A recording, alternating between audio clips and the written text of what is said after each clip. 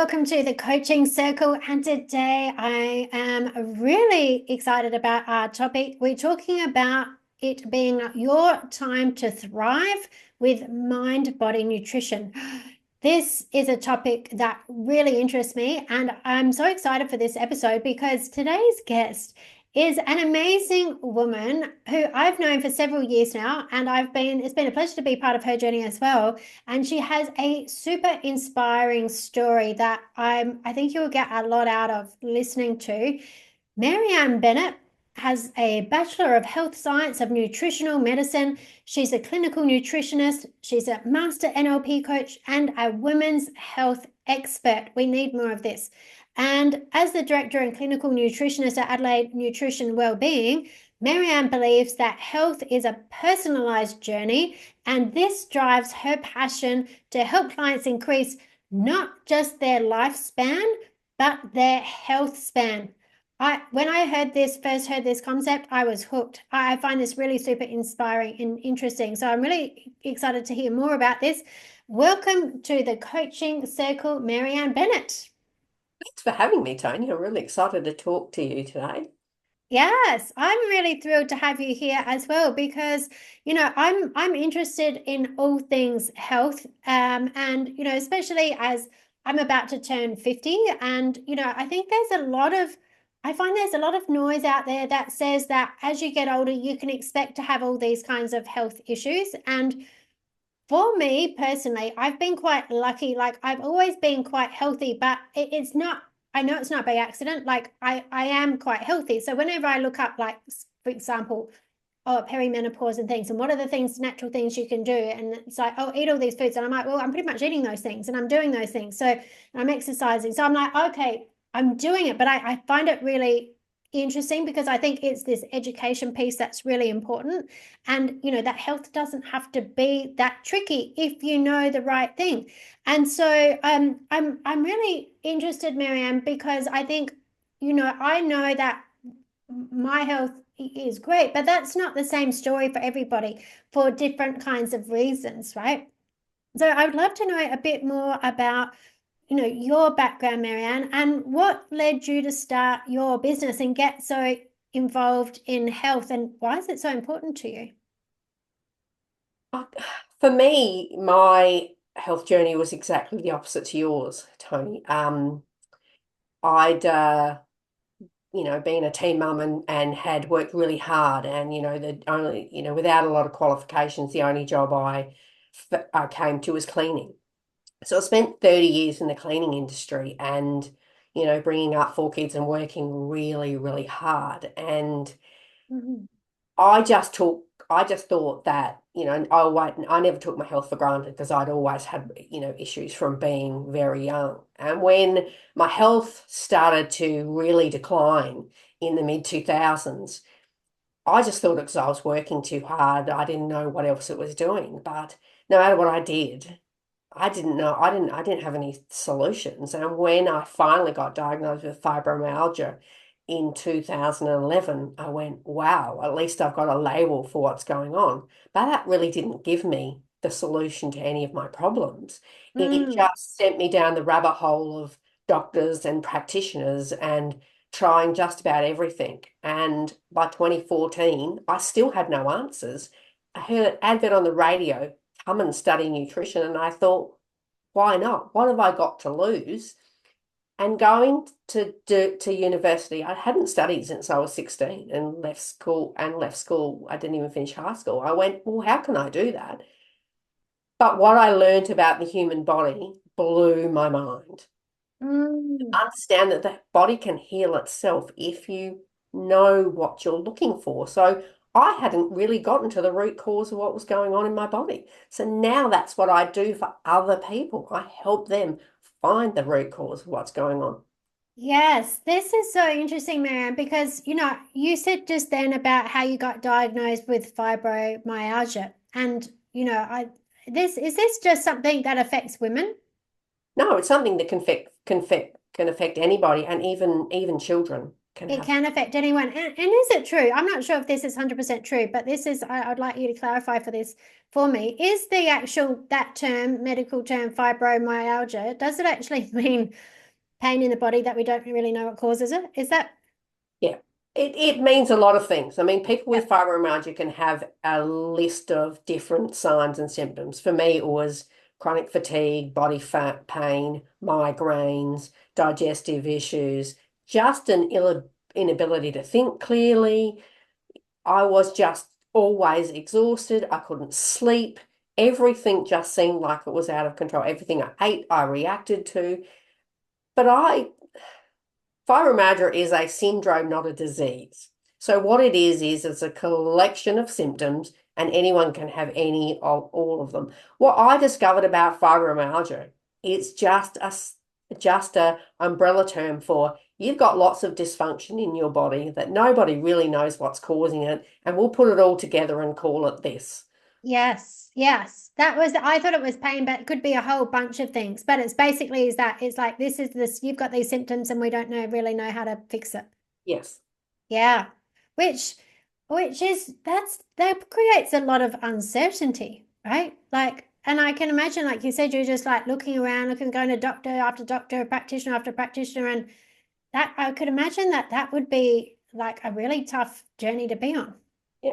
And when you don't understand what's going on, or when you don't dig deep enough, I mean, doctors don't dig deep. Even a lot of natural health practitioners focus on one sign or symptom. What Mm, I like to do is I like to go, well, I want to know what's going on, because that's when you can actually help the body heal itself. Because a human body is amazing. yes.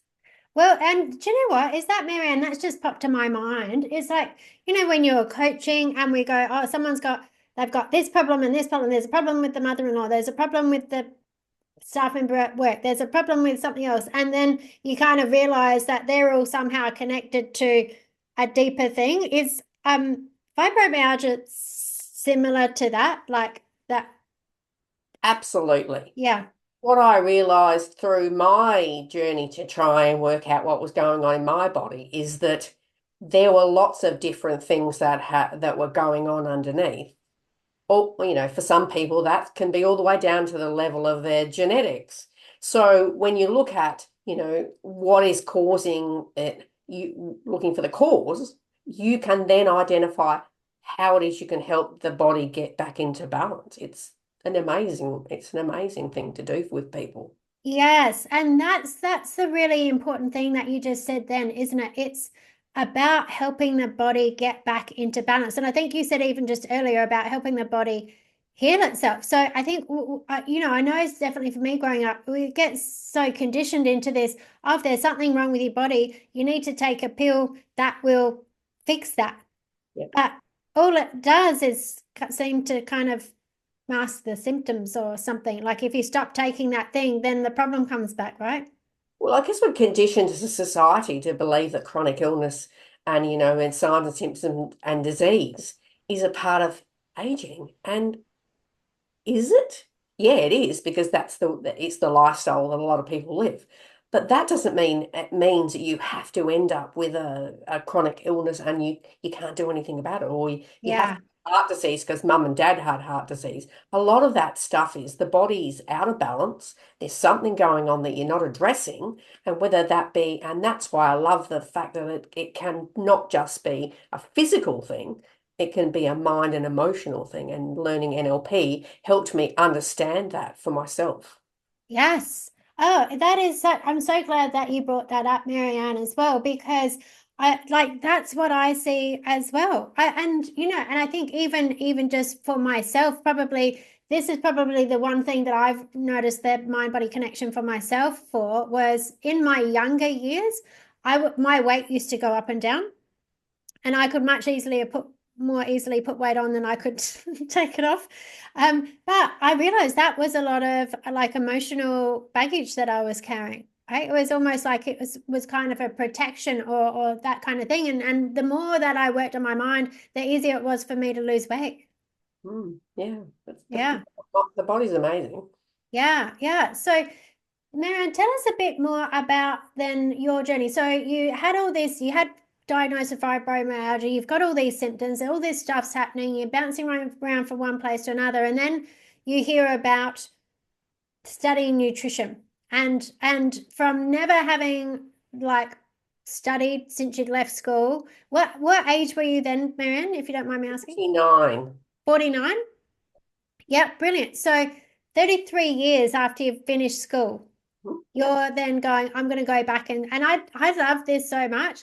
I love this so much. I was having a conversation last night about this. There are a lot more women. If you're listening to this and thinking, is it too late for me to study? No, I know a lot of women who start studying around the age of 50 and go on and completely change their careers in their life. So I think that's amazing. So you decided to start studying, and in that process, Mary-Anne, what were the key things that you learned about yourself that changed your health? Because like you completely managed to turn your health around, right? Yeah, yeah. I think the biggest thing that I learned was it's health is a lot about what you eat, but it's a lot about a lot more. It's about understanding what, for me, it was the toxin exposure. A lot of what caused my chronic illness was 30 years of being exposed to, commercial grade cleaning products on top of all of the other environmental toxins that we're already exposed to. I had high levels of stress, huge levels of stress, huge levels of um, not feeling like I was in control of my life, like I was just putting one foot in front of the other. So Mm, that emotional burden on top of the physical burden and not looking after myself. I ate the way my parents did. And was that good for my body? Well, no, it actually wasn't. So, and a mm. lot of that, drinking lots of alcohol. We all think that it's a great social thing in Australia, but do you realize the impact that that can have on your mind and emotions and on your physical body? Most people don't. Yeah. It's so true, isn't it? It's such a big thing. I've gone through different stages where I've not drank alcohol at all, like sometimes for like a couple of years at a time. And I don't drink a lot now. Like I don't mind like a glass of wine with my meal and that sort of thing. But I wouldn't drink a lot. But I think that's the thing what I noticed the most, that when I wasn't drinking, I realized how much I had to explain to people that I wasn't drinking and why I wasn't drinking. Like it's like that it's like alcohol is like the one drug in society that you pretty much have to like justify why you don't take. Yeah, it's right. And the biggest thing with alcohol is it depletes it takes nutrients for the body to detoxify it because it is alcohol's a toxin. Mm, The body's using up those nutrients to detoxify alcohol. It can't use those nutrients to keep you healthy. yeah, yeah.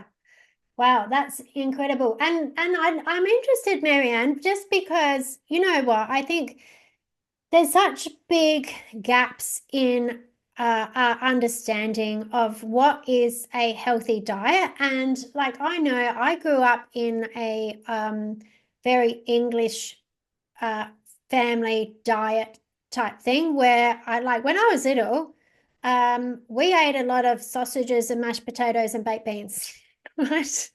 Which I have to say, I could still be partial to. I don't eat them very much, but they still sound a little bit appealing to me. But and canned soup, right? And that was probably a bit like I was living with a single dad as well. That might have had a bit of an influence on that as well. But I think the thing that as well, right, is that we have to realize is that when you go into a supermarket, what percentage do you reckon, Mary-Anne, of the supermarket is full of processed foods? About 90%. About 90%, right?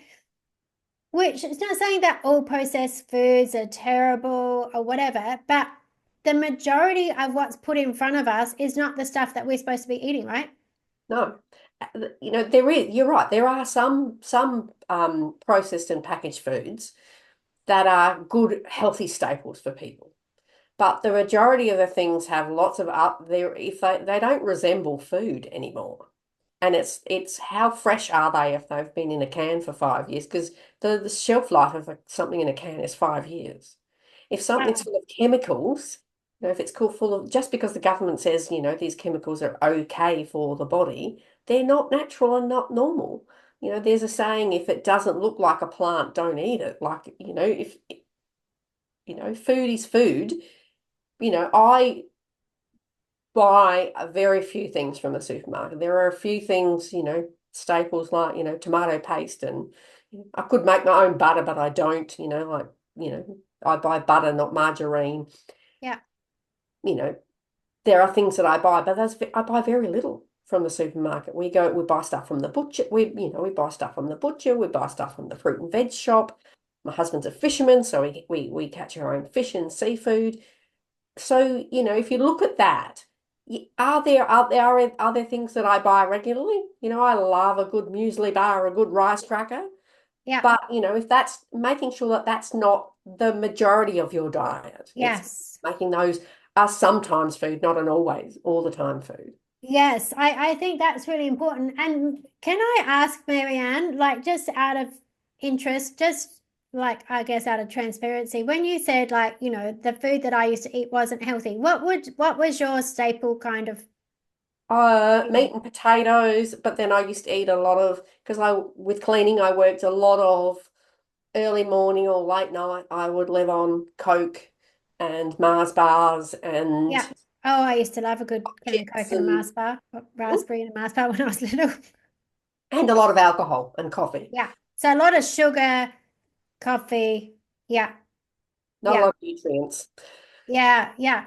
And I hear this, I do hear this a lot, and people that used to like drink a lot of energy drinks and stuff like that as well.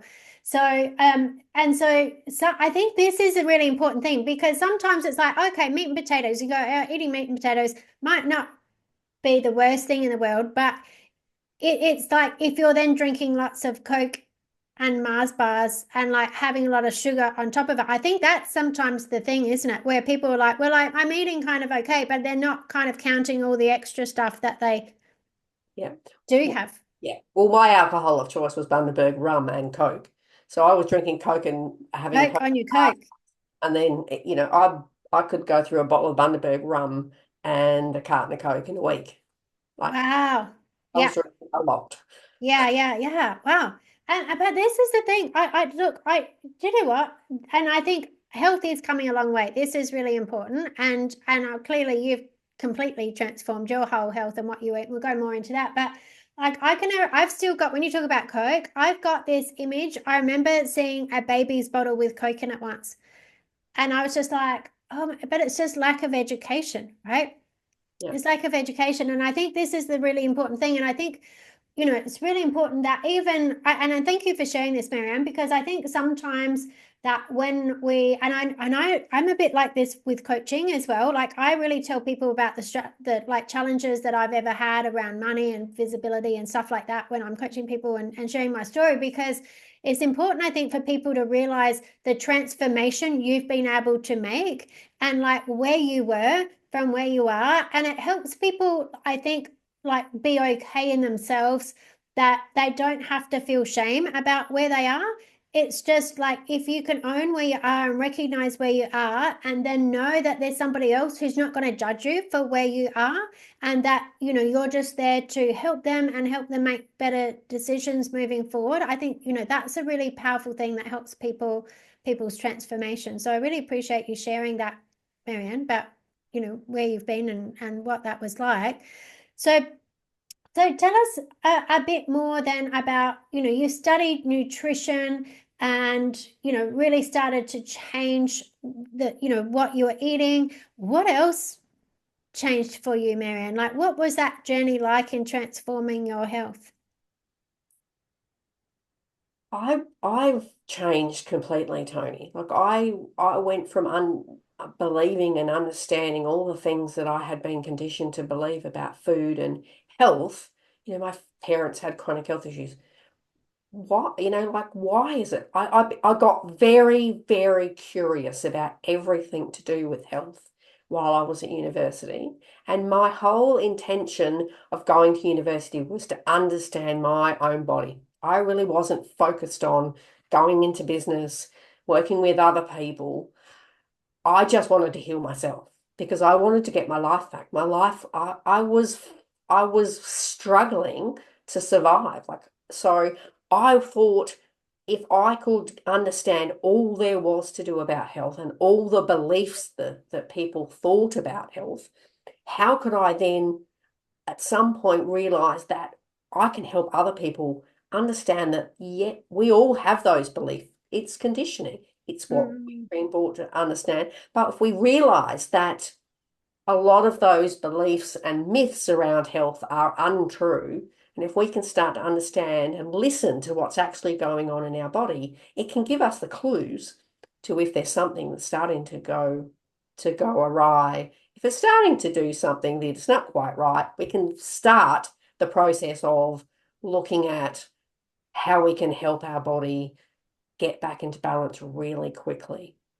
Yeah, that's a really good point, Miriam, because I think, that there are a lot of these, let's say, urban myths, like you've kind of hinted at, like, oh, that, as you get older, you're just not as healthy. But what do you think, like, if we get a bit more specific about what are some of the like common things that people, like symptoms people have that they blame on like getting older or something else that's just not true? I mean, obviously my client demographic is women and, but across the board, women, menopause and, weight gain and fatigue and sleep problems are all blamed on women getting older or women going through menopause, perimenopause or menopause, which they can be symptoms, but the symptoms isn't. So the body's not, if someone's got major menopause symptoms, it's because something's not balanced in the body. Yeah.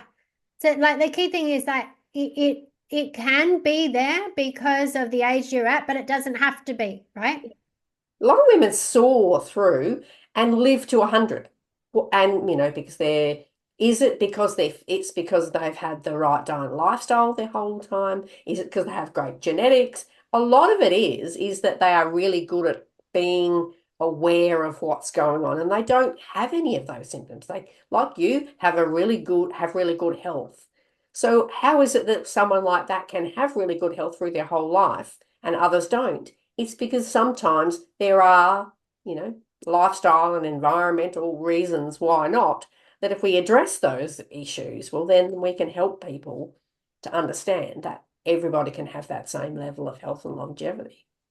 Yeah, that's fascinating, Mary, because one of the things that I think I've realized is that like when I was younger, like I didn't have, it wasn't just I had an English lifestyle, but I smoked for years. I drank too much. I did lots of partying.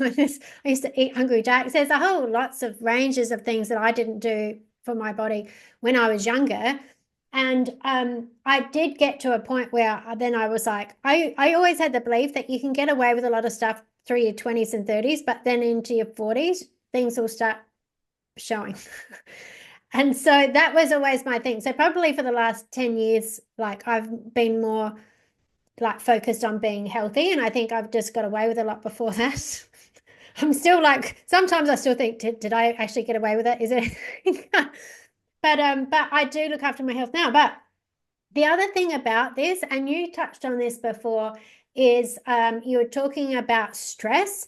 And like there was a lot of stressful things that I had as a young child, but I'm just considering this now, and I'd love your thoughts on this. I really believe that one of the big things that saved me was that I love to laugh and make people laugh and have a good time. And like often that did involve alcohol, which isn't amazing, but like I was always a person, if I went out and I was drinking, I was always having an amazing time. I never got like, I wouldn't end up crying. I wouldn't end up in fights with people. Nothing bad ever happened.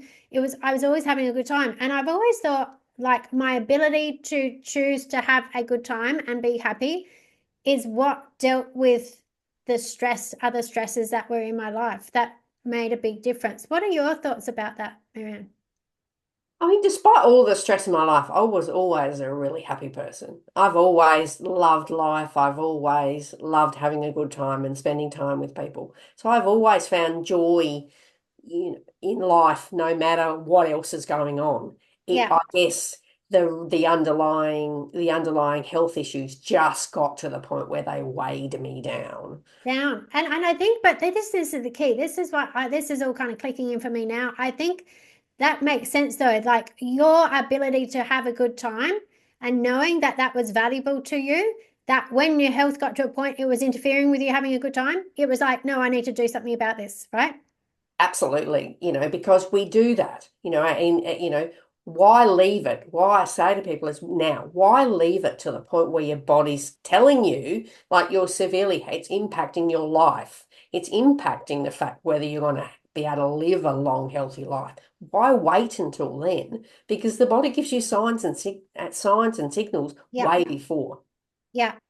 And this is where the mindset part comes into it, doesn't it? Because I always say this about, people who the difference between people who go and get help and change their life and those that don't are the ones that do value feeling good. They value their life. They value a quality of life, right? If you're happy to sit around and be miserable and to like whinge and complain about your situation, you're much less likely to do anything to change it. Yeah. I mean, my life was the best it had ever been um, when my health started to fail. Everything else in my life was going great. I had my kids were all growing up. I had grandkids. I had a great man and really supportive hubby for the first time. And, start first time in my life, had just not had to worry about money, but my health started to fail. Yes, that's really interesting, Mary-Anne. It's kind of like your body was just like, I just have to keep going. And now I'm in a safe space, now it can start telling me that I have to look after it better. Yeah. Mm, yeah, good. And so you learned about the body and how to like look after your body and start making those changes. And what was the like, what were the first changes that you started to see? For me, the first thing that lifted was the brain fog and fatigue. When I started eating really healthy, I went completely alcohol free for nearly 3 years. Mm, Um, I I was still cleaning, but I went completely natural with all of my cleaning products, and my body started to detoxify.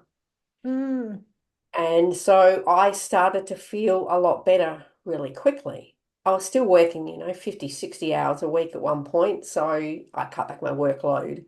I was able to, and hubby took over the cooking because I love to eat, good. but I don't all, I'm a nutritionist, and I love to eat food, but I'm not a great cook. I'm an okay cook. My hubby is a great cook. So I had someone pick up the slack and actually start feeding me really good, because he's always loved really healthy eating, really good healthy meals. And for the first time, I started to feel better, sleep better. Yes.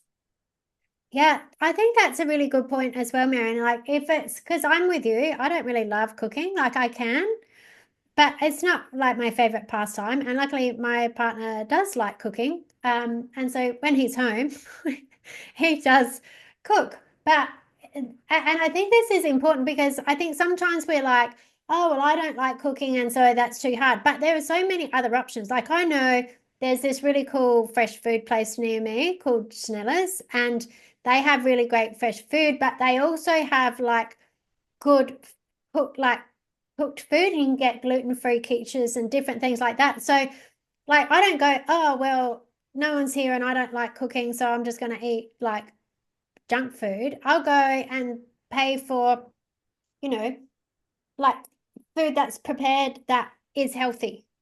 So I think like that's the thing, isn't it? Like there is other options that we can do to take responsibility for it than just being like, oh, I don't want to cook. Yeah. And everyone asked me, like, when hubby's not home, what do you do? I look for, yes, I do that. I go and look for some really good easy options. Husband's always also good at making extras, and there's always leftovers in the freezer. God, he's a We've got legend. meals delivery services you can use now. That's what I say to my clients when they say to me, "Oh, but I use HelloFresh or I use." No, that's fine. I'd much rather you do that than eat. So there are, healthy eating doesn't have to be hard, even Yeah. if you don't like cooking. Hello You, Fresh is still better than a can of Coke and a Mars bar, right? yes, most definitely, or McDonald's. a bag of hot chips and and a Chico roll that's full of trans fats and nasty stuff. Yes, yeah. Because that I think that's the thing, isn't it? Like often people just are in. I remember someone telling me once, I think it was another naturopath that I knew that she was like, I just didn't understand nutrition as a child. And she said, like, I couldn't understand why a donut and an apple would like be different. Mm. And like it's just understanding that it's not just the amount of food, is it? Because like sometimes people are like, well, I'm not overeating or I'm whatever, but it's the type of food and what's in it and the like I said, the toxins or the trans fats or whatever.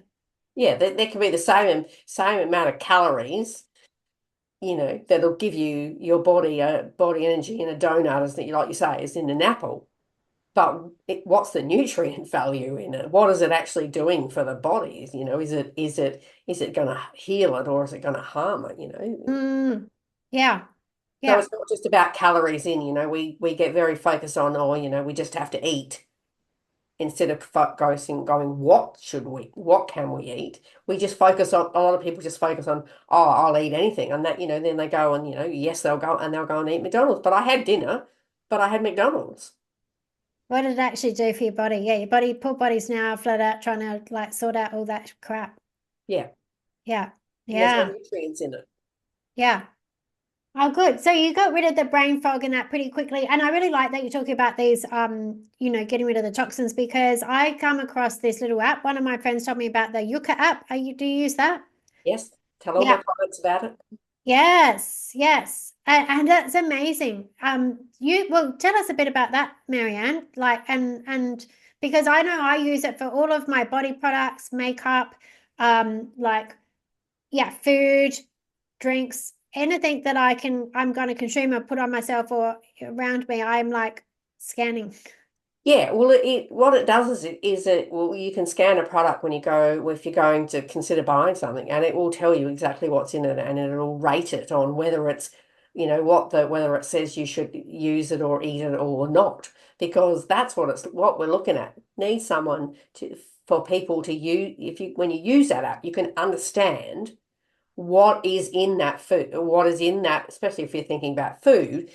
I mean, I use it for all sorts of things as well. So it's understanding, you can't just believe that something is low fat or healthy or because it says it on the package. You've Yeah, got someone who has been really keen to develop an app that's going to help everybody. And if everybody knew about it, then they'll be able to go, are they going to still eat that product? Or and then often, is there a different option? they're a different option. I even use that like if I feel like eating a bag of chips, right? Not all bags of chips are evil, but they're not all made the same as well. You can go through and you find like ones that are like uh I can't remember what ones now, but you can find different kinds of chips. They might not be so much chips, I'm not sure, but that like are better than some. One thing that I found really interesting, Mary-Anne, I've never found any bacon that you could rate Okay. about zero. Barossa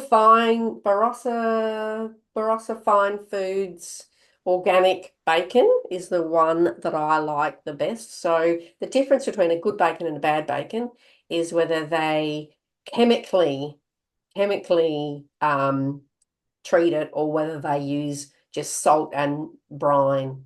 So Right, Barossa Fine Foods, so they use sulfites. Sulfites are a chemical to actually cure bacon. right.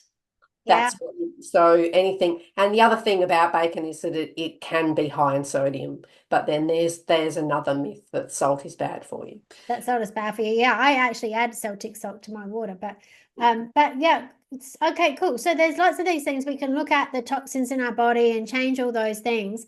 But that wasn't the end of your story, though, was it, Mary-Anne? Like the nutrition part wasn't the end of your story, and this is where probably leads into where we started doing some work together as well. Because and as we said in the the start of this time to thrive and really expanding your life, your health span, not just your lifespan. You talk about mind body nutrition. So we've talked about a lot about the body and symptoms and nutrition and foods and toxins and things like that, but what about the mind side of it? Yes, it was one of the most amazing times in my life when I first met you. And I was going through, that was when I very first started my business and found out, and I've been working with clients for a while and realized that they, even if I got them to understand, how what they were eating was impacting their body and what might be going on in their body, they still struggled. And so did I. I still struggled with a lot of the emotions and a lot of the behaviors that I had done for years that were really making me, I still felt that there was something missing. And when I started to explore my own mind and emotions, I went, it had a profound effect.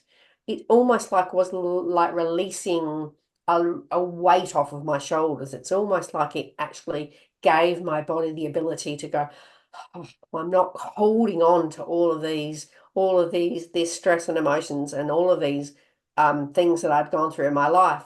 And it was like it changed how I started thinking about everything. And when I started using that with my clients, it's like, oh my God, some of them really could actually understand that we talk about emotions. It's what are we saying to ourselves? That impact of those negative thought patterns and those negative things we say to ourselves.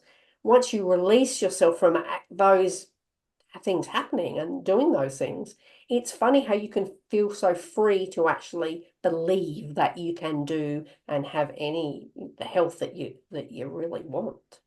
Yes, because that's a really important point, Miriam. Like there's one thing if you've got emotions in your body, because obviously that creates stress in your body, right? And that stress leads to a lot of these things. But I think the thing that you just hit on there as well is that actual belief that you can have health, Hmm. that you can heal yourself, or that you can feel energized and pain free, or whatever else at whatever age you are. That's the key thing, isn't it? It's really interesting. I did a another podcast with Annie Harvey just recently, and she talked about efficacy, right? And really from that perspective of you can only create the outcomes that you believe you can have. And this applies obviously to your health as well, right? Yeah. So that's the big game changer. The big game changer with working with clients now is getting them to the point where they believe that they can be healthy, that they can have the life, a long life, because they haven't believed that. They just had that expectation. I'm just going to be sick for the rest of my life. I'm just going to feel like this for the rest of my life. Well, no, Mm. when they can actually finally evolve and go, oh, and have that almost light bulb moment where they go, you know what? I can be healthy. If I believe I can be healthy. Yeah. It's a game changer. It's a game. Yes. And there's so much like Dr. Bruce Lipton talks about this and epigenetics and Joe Dispenza and Deepak Chopra and who is it? Louise Hay, like all of this, like they were all groundbreaking in this kind of space. But I think like we still need more people talking about it. And this is why I'm so, really thrilled that you talk about it, Mary-Anne, and the difference that it's made. Because I think like the key thing as well, like we spoke about the emotions that cause stress in the body, and then, the belief that it can actually change. But people's food choices and lifestyle choices are often based around them trying to imagine, trying to manage these emotions and things that they have anyway, aren't they? Yeah, a lot of people are emotional, like junk food feels it is designed and made to make people feel better. You know, Mm, it make eating the junk short food, term. yeah, in the short term, it doesn't make them their body healthy, but it makes them, feel better in the moment. But understanding is that what do we're living longer, like human beings are living longer. The average age for a woman is 87 years old. But Wow. that's her lifespan. But her health span is about 75 years. So Yeah. that's the average. Do A you want to lot, spend 12 years of your life feeling like crap? yeah. So that your health is gradually declining for Mm, 12 years of your life. So what's the quality of life then? mm, yeah. And I get that. My nan lived to be 93, but she definitely had health conditions, like health things that gradually got worse, and definitely in at least the last 10 years of her life, for sure. Um, yeah, that's really interesting. And I think that's the key thing. Like you said, these bad foods are designed to make you feel better. And that's the thing. And it's the same with like whether it's alcohol or like lollies or chocolate or takeaway food. It's why do people want to get hooked on them is because it gives them a state change. It gives them some kind of relief from the emotional stuff that they were feeling, and that is a way. And this is this is the whole thing that why people, what drives people's behavior is how they think it will make them feel. And so that's the thing, isn't it? Like if you want to really change behavior, you have to change the thing underneath that's driving that behavior. Mhm. Yeah, Mm. definitely. Yeah. So, like, what did you notice even for yourself? Because I know, Mary-Anne, that, like you said, like once you started helping people with hypnosis and mindset and things, like your clients started getting like much greater transformations and sustaining those like results ongoing. What else did you notice for yourself, like in your own health? What changed when you like did the deep mindset work? For me, it changed my relationships. It changed the way I thought about myself, but it also changed my relationships with just about everybody in my life and Mm, understanding, what were healthy relationships and what were unhealthy relationships. So it's deepened my relationship with my husband because I now understand, even though he doesn't always listen to me, I can't change, if he doesn't want to change his behavior or how he eats, I'm not going to be able but I also love that a lot of people around me are changing by just watching me, by just watching, yeah. listening to me and seeing my changes. Um, I'm just, it's almost like it's almost like my health has changed because I feel mentally like happier and Yes. safer. It's just all of those things that were felt like they were stuck in my stuck in my body. I just have just been released. I feel like I'm floating on air a lot of days where it brings even more joy to my life to be free of what felt like a burden, like an emotional and mental burden. Yes. And I love that, Miriam, because I think this is the thing that often, this is like when we talk about stress in the body, because when we've got this, like you said, I think you said a really important word then. You said feeling safe and feeling safe in my body. And that is so common. There's so many people that don't feel safe in their own body. And I think like a lot of people talk about anxiety, right? But I don't think a lot of people make that whole connection to actually just feeling safe in your body and what that actually does for you. But that like, and this is what ties into health span, right? It's like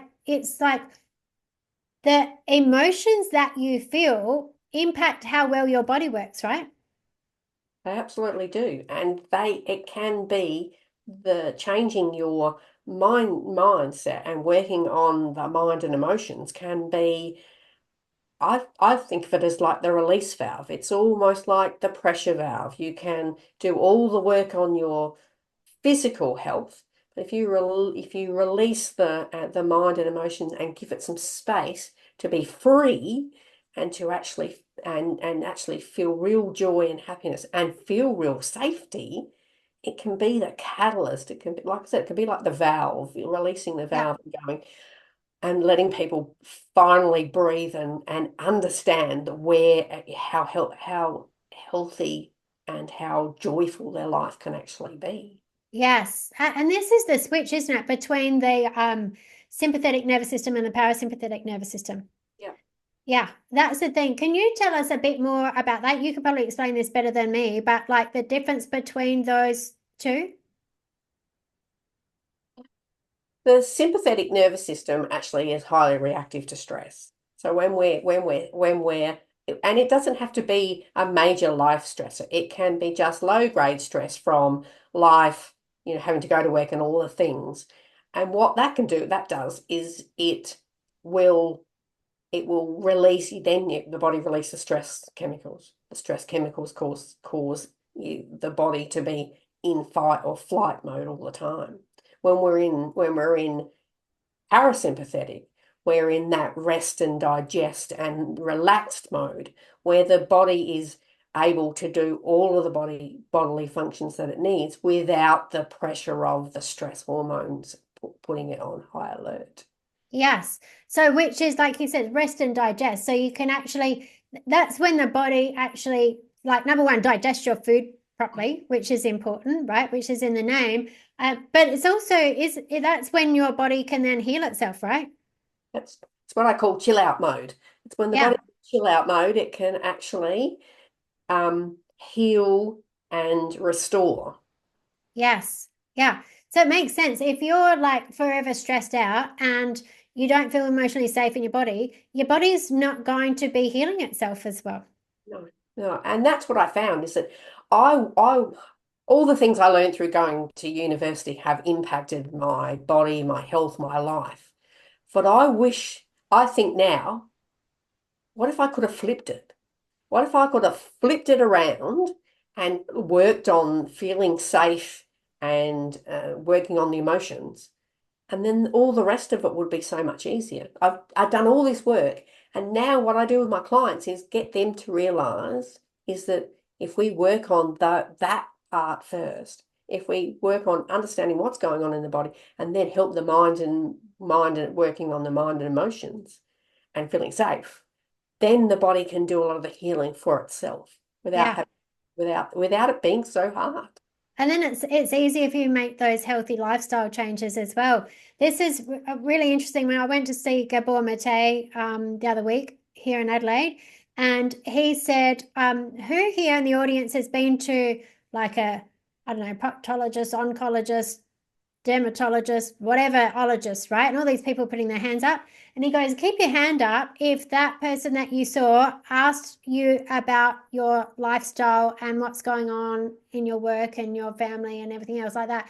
And pretty much everyone put their hand down, right? And that's the key thing. It's like understanding what stresses have you got going on in your life, because if you want your body to resolve something, it needs to be relaxed enough to do it, right?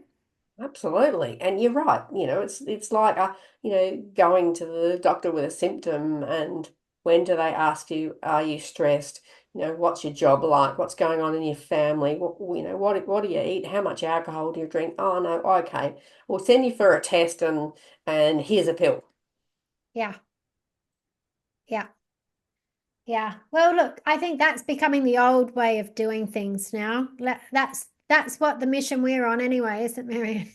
My mission is to for people to understand is that whilst medicine will keep us alive in an accident and when we're really unwell, is that the way we want to live forever? Is that going to it's going to increase our lifespan, but it's not going to Yeah. increase our lifespan. Well, I think that's really important what you just said there, right? It's the difference between what do you need in an emergency and what do you need for ongoing living. Mm. Yeah. And yeah, an emergency, you might need something that's going to have, control some symptoms or Yeah. whatever. But ongoing, you need your body to work, right? Yeah, Yeah. and that's what it's about, is that if you can understand how your body works, or if there's any area that you need to work on, and get your body back into harmony and it functioning well, you can have you can live to 100. People can Yeah. live to 100. And enjoy it. Yes. That's what it's all about, understanding, having being really clear about what it is your body's going on in your body, and what is it you want your life to look like. I certainly thought at one point that my life was going to be terrible, but I always had that hope at the end that things, and now I can't imagine not living to 100, not being as healthy as I can, and not having so much fun. I volunteer twice a week at the op shop, and I dance and sing, and I make people smile. I Yeah. love it. I love my life, but I didn't love my life like 20 years ago. I really didn't. Yeah, yeah, I love that, Mary, and that's so good. So on that, well, actually, I'll ask you that in a minute, but I feel like we could keep talking because this is such a fabulous topic, and I think we need to be like more of these conversations out. So I really appreciate that you've been here and sharing all your wisdom and knowledge with us, Mary-Anne. But I think like if there's one thing that you would like someone to know that could completely change their life by working with, someone like you that focuses on the mind and body, like what is it you think that people need to know so that they can step up and make that decision that can really just transform their whole life? That they don't have to know everything or do it alone. There are lots of different practitioners, including me, who can help you to just feel comfortable with who you are and how healthy you can be, because health isn't difficult. It's only difficult because you've got to try and people have got to try and work through the weeds. Like the myths are the weeds, the Google doc, well, I used to call it Dr. Google. Dr. Google will tell you all the things you need, but are you getting the right information? Find a practitioner who is willing to help you find the truth of what's going on in your body so that you can help it heal. Yeah, I love that, Mary-Anne. And I think, one of the things that I think is so great about you and what you do, and you kind of alluded to this just before, is that I think for some people it can be really scary to go and, do something different because they might think, oh, they're going to say I have to do things a certain way, or like, will I fit in with them? But like you just said, it's just like you would find someone who like accepts you and wants to understand you and work with you. I mean, of course, you've still got to do the work, right? Like you can't just wave a magic wand, but really in that sort of space of having it tailored to you. Yeah. And I guess that's the what I've always wanted to do. I've always wanted to work with clients who I know where they are. I can understand where they are now. I've been where they probably are, and I've done all the work. And it's not always going to be easy, because some of the things you're going to confront aren't going to be, particularly easy to deal with. But I'm there for support because Yeah. I've been there, done that. Like I've been doing this for years, and I'm going for myself. And I'm still doing it for myself because every day is a challenge. I've got things going on all the time. Like, it's not like my health. It's been a upward trajectory. It's a bit of a roller coaster ride. That's life, isn't it? Yeah. I jump up, like I fall off, even I fall off the rails, not looking after myself quite so well that, things pop up. But understanding that, I'm not perfect either, and I'm not going to ask Yeah. my client, people who come to me to do anything that I wouldn't be prepared to do, or probably haven't been done already. Yeah. I think that's really important. Like you said, it's like we're never just like going straight in a straight line. It's like it's a bit like a thermostat, isn't it? Or like a, like a plane, when a plane flies, from here to wherever, it's not just going a straight line. It's forever correcting, course correcting to get back on track to, eventually get to where it's going. Yeah. And that's why I talk about a roadmap to thrive. It's because the roadmap is however your journey has gone and however it's going to go. And that was what mine was. I remember my father once saying to me that life is a journey. And like you can get, you can just, you can be that person that, follows the crowd, or you can be the one to step to the side and pave your own path and take your own journey. And that's what I mean, I was the sheep for a while, following everybody else and doing what Yeah. everybody else done as far as in health, and then I realized that there was a different one. So, paving the path for other people to go, I want my own journey. I want my own road map. So let's help them do that. Do that. That's fantastic. Mary-Anne, this has been so amazing. And I'll put the links, like, what's the best way for people to get in contact with you? I'll put the details in the show notes, but what's the best way people get in contact with you? Or they can find me through Facebook or LinkedIn, or even just through my website. Yeah, which is just Adelaide Nutrition and Wellbeing. Yep. Yep. And definitely do that. Check out Mary-Anne. And you've got some kind of freebie download, something that I can put in the show notes? Yep. What have you got there?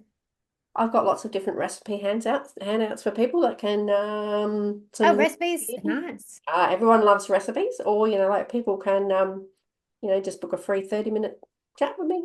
Have a chat and yeah, get to know Mary-Anne and let her know what your challenges are, and she can let you know how she can help you resolve them. So I'll make sure all that details in the show notes. So do check out that.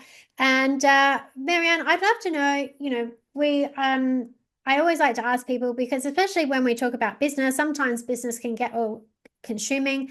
And I think it's so important that we have things outside of business as well that we do for fun. And we did talk about that. You and I both are kind of people that like to have a bit of fun. But what do you do mostly for fun these days?